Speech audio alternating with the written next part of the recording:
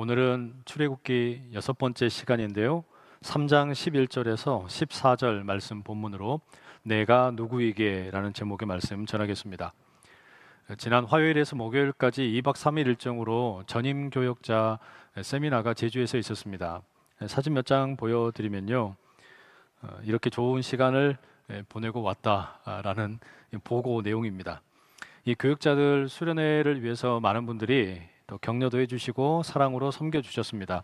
덕분에 모두에게 좋은 시간이었는데요.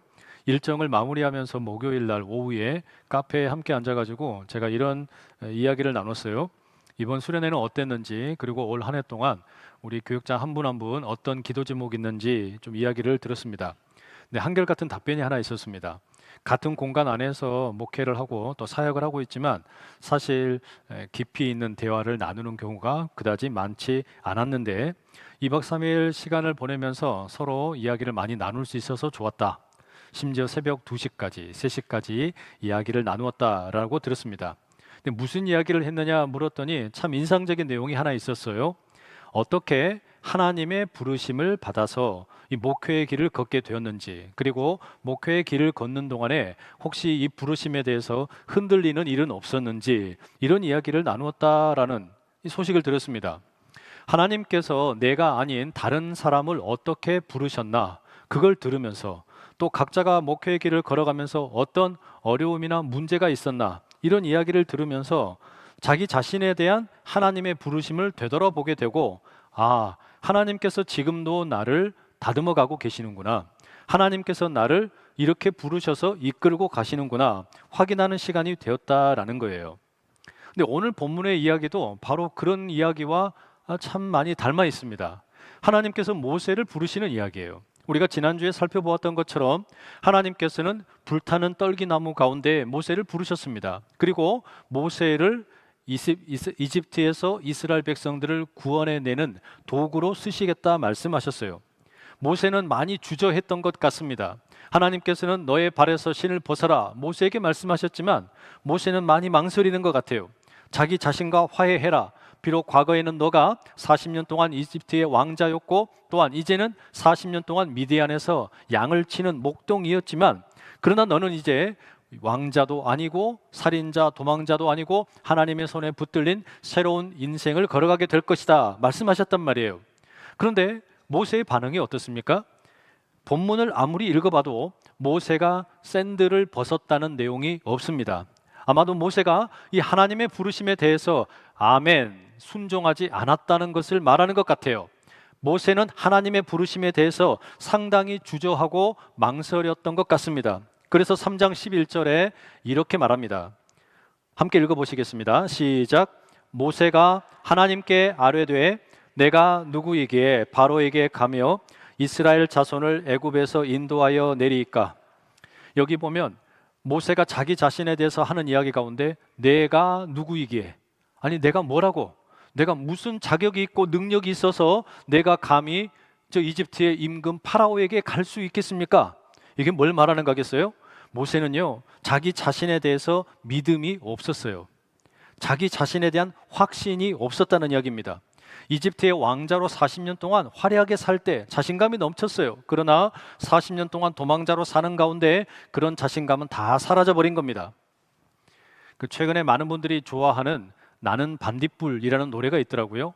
황가람이라는 가수의 노래인데 이 노래 앞부분 가사가 이렇습니다. 나는 내가 빛나는 별인 줄 알았어요. 한 번도 의심한 적 없었죠. 몰랐어요. 난 내가 벌레라는 것을. 그래도 괜찮아. 난 눈부시니까.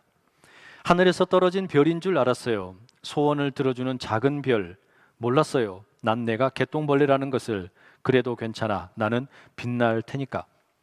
어릴 때는 여러분, 우리 모두가 다 내가 이 세상의 주인공인 것만 같고 온 세상이 나를 중심으로 도는 줄 알았는데, 막상 나이가 조금만 들어놓고 보면 나 자신이 얼마나 작고 초라한 존재인지 깨닫게 되지 않습니까? 이 모세도 마찬가지예요. 내가 우주의 중심이고 내 능력으로 무엇이든지 할 수 있을 것이다 생각을 했는데 돌아놓고 보니까 자기 인생은 살인자요 도망자일 뿐인 겁니다.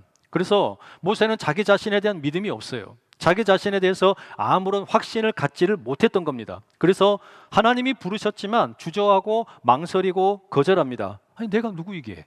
내가 뭐라고? 내가 무슨 자격이 있다고 하나님께 쓰임받을 수 있겠냐라는 거죠. 그랬더니 하나님 뭐라 그러세요? 내가 너와 함께 있겠다. 약속을 주십니다.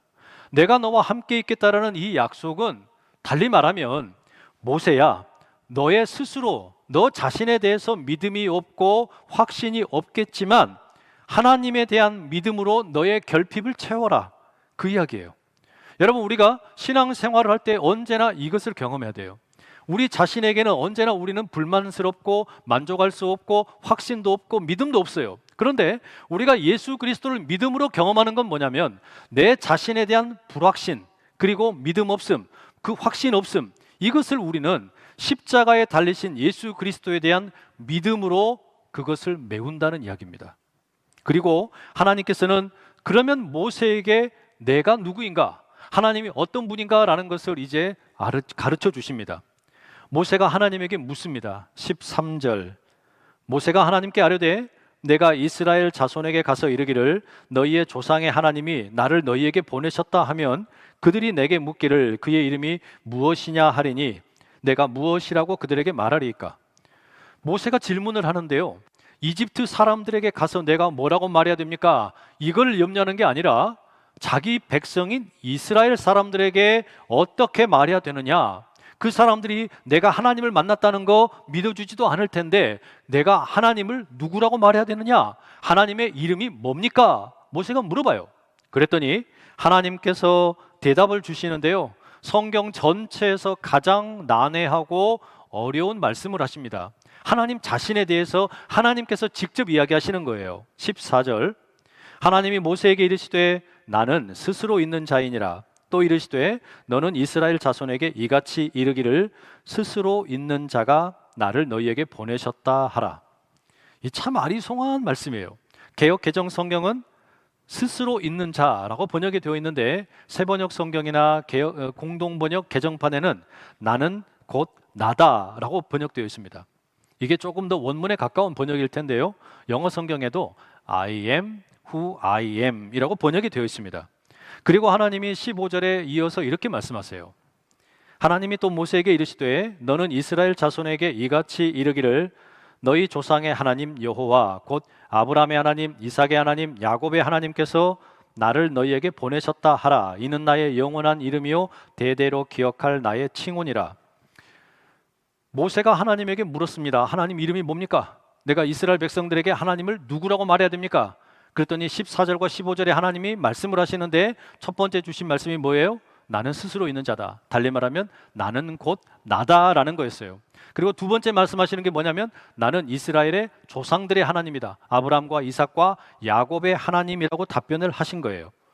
나는 곧 나다. 나는 스스로 있는 자이다. 이게 여러분 무슨 의미일까요?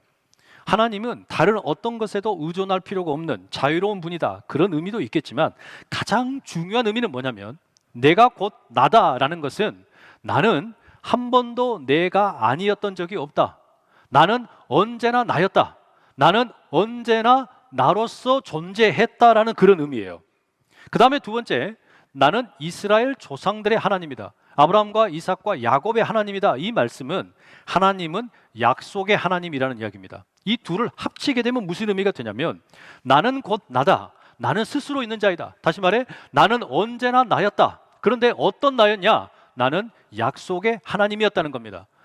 아브라함과 약속을 했고 이삭과 약속을 했고 야곱과 약속을 했는데 나는 언제나 나였다. 무슨 말입니까? 그들과 했던 약속을 나는 변함없이 지키는 하나님이라는 거예요. 나는 내가 되는 것을 한 번도 포기한 적이 없어요. 우리 하나님은 그런 분이시라는 거예요. 그래서 아브라함에게 하셨던 약속, 이삭과 야곱에게 들려주셨던 반복된 약속을 반드시 이루어 내신다는 겁니다. 모세는 앞서서 뭐라고 이야기했습니까? 내가 누구이기에, 내가 누구이기에, 내가 무슨 자격으로, 내가 무슨 능력이 있어서 하나님의 그 일을 감당할 수 있겠습니까? 하나님에게 물었어요. 그런데 하나님 뭐라 그랬어요? 나는 나다. 나는 한 번도 내가 아니었던 적이 없다. 나는 약속을 반드시 지키는 그런 하나님이다. 말씀을 하신 거예요. 결국에 지금 이 하나님의 말씀은요, 모세야, 네가 누구냐라는 건 중요하지 않다. 네가 누구냐라고 하는 것은 아무런 문제가 되지 않는다. 중요한 건 뭐냐? 내가 누구냐라는 거다. 하나님이 누구냐? 하나님은 한 번도 하나님이 아니신 적이 없다. 과거에도 현재에도 미래에도 하나님은 하나님이시라는 거예요. 그래서 하나님은 그 약속, 아브라함과 이삭과 야곱과 맺으셨던 약속을 반드시 이루실 것이고, 그렇기 때문에 나 하나님은 모세 너에게 필요한 모든 것이다 라고 말씀하십니다. 나는 너에게 필요한 모든 것이 된다라는 거예요. 여러분, 우리가 창세기에 보게 되면 몇몇 사람들이 하나님의 이름을 짓는 경우들이 나옵니다. 하갈의 경우에는 엘로이, 살피시는 하나님이라고 불렀고요. 아브라함은 엘샤다이, 전능하신 하나님, 그리고 모리아산에서는 여호와 이레, 준비하시는 하나님이라고 불렀어요. 그 외에도 창세기에 보면 창조의 하나님, 전능하신 하나님, 지존하신 하나님, 영원한 하나님, 이와 같은 하나님의 성격들이 나옵니다.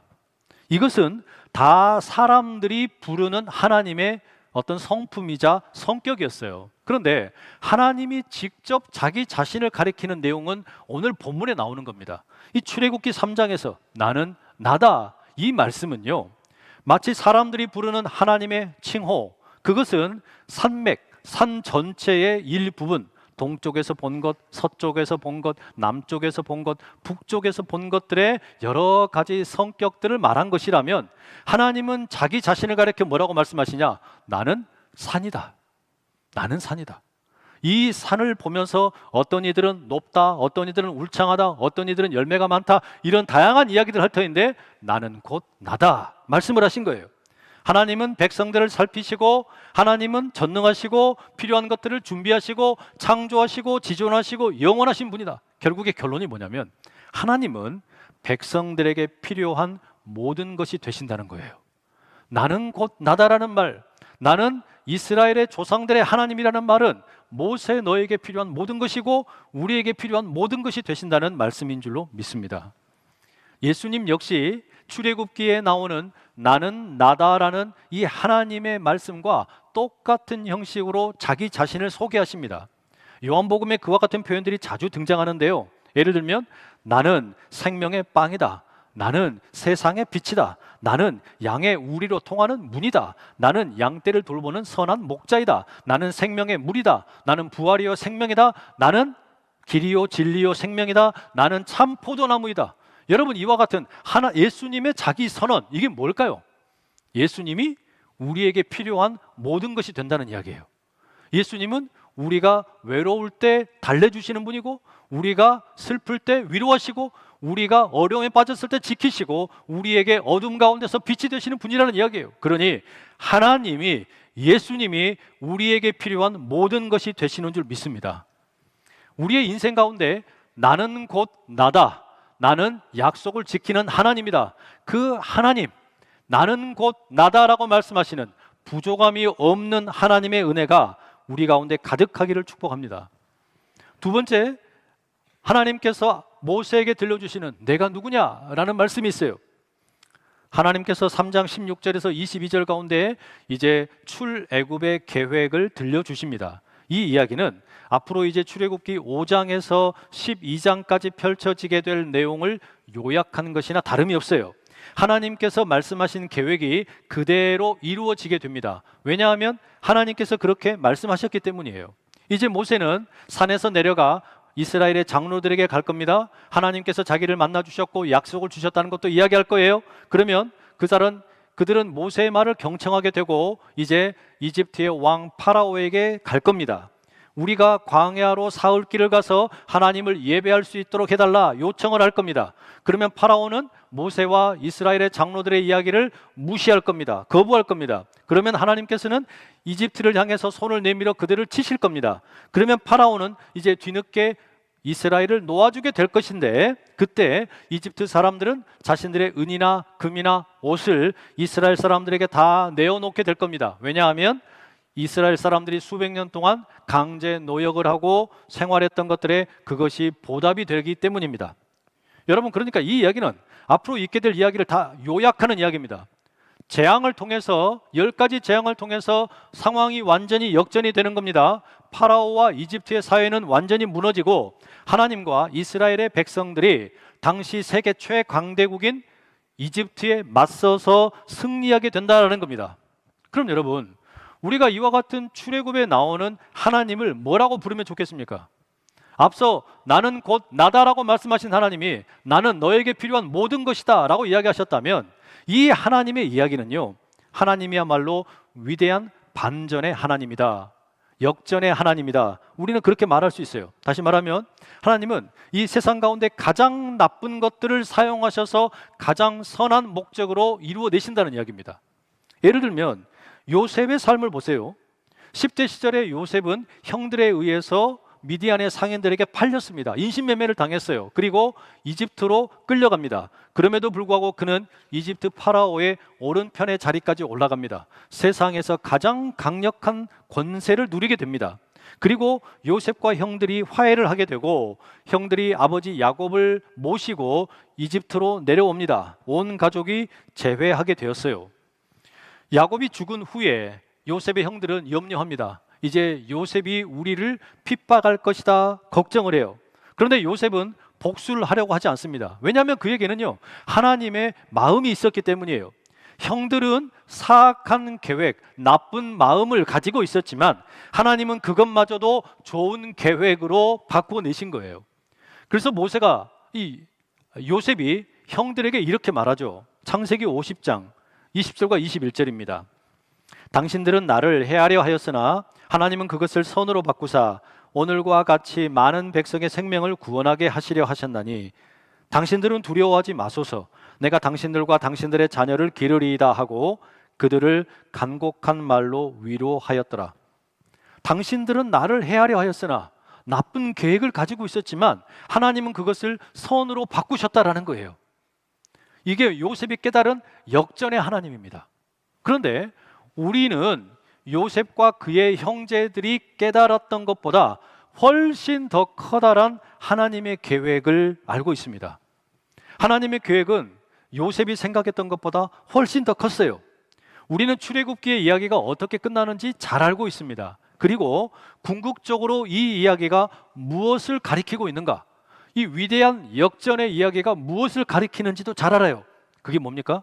이 십자가예요. 십자가야말로 하나님의 가장 위대한 반전의 이야기입니다. 한번 생각을 해보십시오.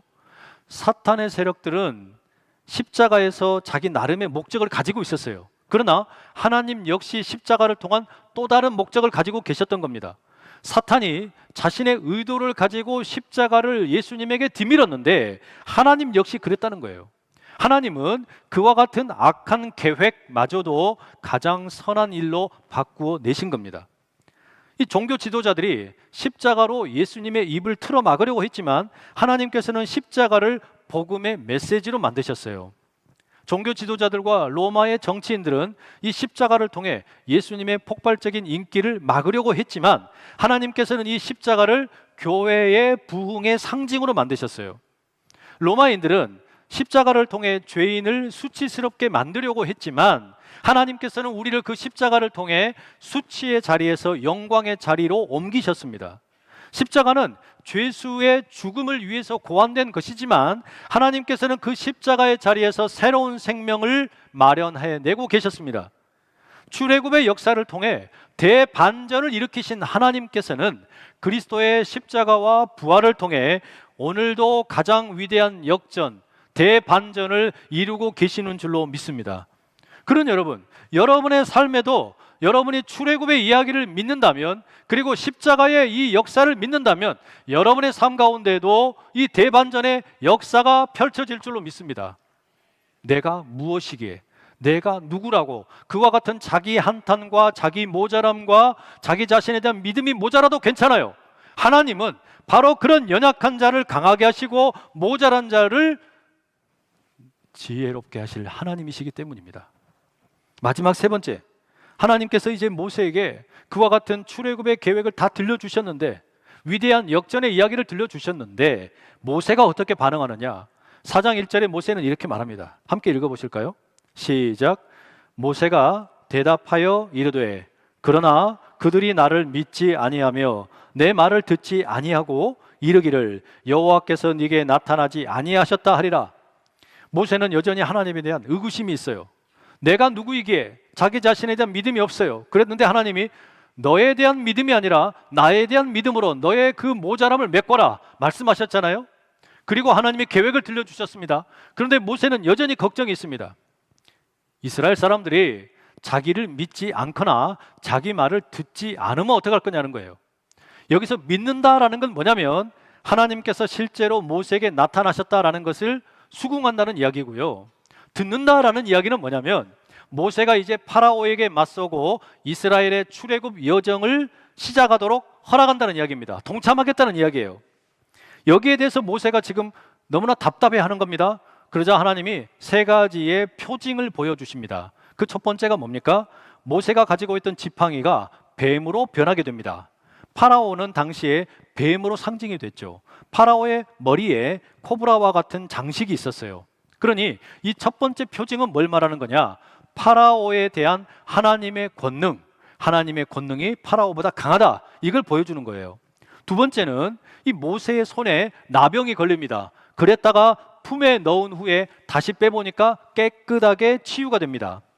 모세가 지팡이가 뱀으로 변했을 때는 도망갈 수 있었지만 자기 손이 나병에 걸렸을 때는 어디로 도망갈 방법이 없었어요. 이 표징은 뭘 말하는 거냐? 우리 인간의 건강보다 하나님의 권능이 더 크시다. 우리 인간의 이 건강을 하나님이 다스리고 계신다는 걸 선언하는 겁니다. 마지막 세 번째 표징이 뭐예요? 나일강의 물을 피로 바꾸시겠다는 거였어요. 이집트의 파라오는 명령을 내렸습니다. 이스라엘의 소년들이 태어나거든 다 강에 던져라. 그로 인해서 나일강이 피의 강으로 변화되었습니다. 그런데 이제 하나님께서는 이집트의 생명의 근원이라고 할 수 있는 나일강을 피로 심판하시겠다는 겁니다. 결국에 이 표징은 삶과 죽음이라고 하는 것도 하나님의 권능에 달려있다, 이걸 말해주는 거예요. 결국 모세가 믿지 못하니까, 아니 내가 아무리 하나님을 만났고 하나님께서 출애굽의 역사를 계획하고 계신다 해도 저 사람들이 믿지 못하면 어떡합니까? 그때 하나님이 보여주신 게 뭐예요? 표징이에요. 그리고 하나님은 하나님의 권능을 보여주신 겁니다. 이 하나님의 권능이라고 하는 것은 지상의 어떤 권세보다 강한 것이고, 또한 인간의 모든 건강보다도 다 강한 것이고, 사람들의 살고 죽는 것을 주관하시는 위대한 분이라는 거예요. 하나님은 권능의 하나님입니다. 여기서 모세가 그 하나님의 표징을 다 보았지만 그럼에도 불구하고 망설입니다. 그리고 반대합니다. 왜냐? 나는 입이 뻣뻣하다, 혀가 둔하여 말을 잘 못한다라고 이야기합니다. 대중들 앞에서 이야기하는 것에 대한 두려움이 있다는 거예요. 근데 참 놀랍게도 모세는 자기가 웅변적으로 말할 수 없다는 것을 말하기 위해 웅변적으로 연설을 합니다. 웃지도 않으시네요. 이게 웃어야 되는데. 그러자 하나님께서는 뭐라고 그러십니까? 내가 너의 입을 만들었다. 그러니 내가 너에게 이제 가라. 내가 네 입과 함께 있어서 할 말을 가르치리라. 이렇게 이야기하셨어요. 그런데도요, 마지막으로 다섯 번째, 모세가 또 망설입니다. 결론적으로 이렇게 이야기해요. 4장 13절. 오 주여, 보낼 만한 자를 보내소서. 여전히 모세는 망설이는 거예요. 자기 자신에 대한 확신도 없고 하나님의 그 믿음 아직 확신이 없어요. 표징을 보여주셨지만, 계획을 이야기하셨지만 두려워요. 그랬더니 모세의 다섯 번째 반대를 듣고 하나님이 드디어 화가 나셨습니다. 14절. 여호와께서 모세를 향하여 노하여 이르시되 레위 사람 네 형 아론이 있지 아니하냐? 그가 말 잘하는 것을 내가 아노라. 그가 너를 만나러 나오나니 그가 너를 볼 때에 그의 마음에 기쁨이 있을 것이라. 여러분, 이 말씀이 참 놀라워요. 마치 바울이 다메섹에서 사울에서 바울로 변화될 때 하나님께서 아나니아라고 하는 사람을 이미 준비하고 계셨던 것처럼 하나님께서는 모세가 반대할 것을 이미 아시고 아론을 오도록 준비하고 계셨다는 겁니다. 이게 여러분 무슨 이야기겠습니까? 모세가 하나님께 아무리 저항해봐야 소용없다는 이야기예요. 하나님께서 작정하신 일은 반드시 이루신다는 뜻입니다. 하나님은 모세를 출애굽의 리더로 사용하시기로 이미 작정을 하셨어요. 그러니까 모세가 아무리 반대를 해봐도 소용이 없어요. 왜냐하면 그것은 하나님의 뜻이기 때문입니다. 그러면 모세는 가야만 합니다. 여러분은 어떠세요? 성도 여러분은 이 신앙생활 가운데 어떤 분들은 그래요. 이렇게 큰 교회에서 신앙생활할 때 내가 봉사 안 해도 되고 그냥 편안하게 내 마음의 안식을 얻기 위해서 몰래 왔다가 예배드리고 간다. 그런데 하나님께서는 우리에게 그런 신앙생활을 별로 기뻐하지 않으십니다. 하나님께서는 우리를 만나주시고 여러분 가운데 거룩한 부담을 주실 때가 참 많아요. 여러분 가운데 무언가 말씀을 하시고 무언가 부담스럽게 하시는 게 있다면 그건 100% 하나님의 뜻입니다. 하나님께서 가지고 계신 계획이란 이야기예요. 하나님께서 성도 여러분을 향해서 가지고 계신 그 계획은 아무리 우리가 거절하고 또 미루려고 해도 결코 거절할 수가 없어요. 왜냐하면 내 자신에 대한 확신은 부족하고 믿음은 부족할지라도 하나님은 말씀하시는 거예요. 너를 믿지 말고 나를 믿어라. 하나님을 믿어라. 하나님은 역전의 하나님이시고 이 하나님은 권능의 하나님이시다. 그러니 여러분, 혹여나 우리 목사님들이 여러분에게 구역장 좀 하십시오, 소그룹 좀 하십시오, 뭔가 봉사 좀 하십시오, 뭔가 교사로 섬겨주십시오 부탁하시거든. 난 능력이 없어서, 내가 누구라고, 나는 아무런 자격이 없다고 그렇게 뒤로 빼지 마시고 아, 이게 하나님의 부르심이구나 생각이 되신다면 그 응답 꼭 하실 수 있기를 축복합니다. 내가 누구이기에, 내가 뭐라고, 나는 이미 실패한 인생인데 그럼에도 불구하고 하나님께서 여러분을 부르셔서 주님의 일을 맡기겠다고 하시는 거예요. 왜냐하면 하나님이면 우리에게 필요한 모든 것이 다 있기 때문입니다. 하나님이면 충분하기 때문이에요. 그리고 이 하나님은 대반전의 하나님, 연약한 자를 강하게 하시는 하나님입니다. 그리고 하나님에게 궁극적인 권능이 있기 때문입니다. 그 하나님을 의지하는 우리 모두 될 수 있기를 간절히 축복합니다. 기도하겠습니다. 사랑하는 주님, 내가 누구이기에, 내가 무엇이기에 이토록 부족하고 연약함에도 불구하고 주님의 일을 맡기려고 하십니까? 나의 능력이 아니라 하나님이면 충분하기 때문에, 하나님은 대반전의 역전의 하나님이시기 때문에, 하나님은 궁극적인 권능이시기 때문에 주님의 부르심에 아멘으로 응답하는 우리 모두가 다 되게 하여 주시옵소서. 예수님의 이름으로 기도드립니다. 아멘.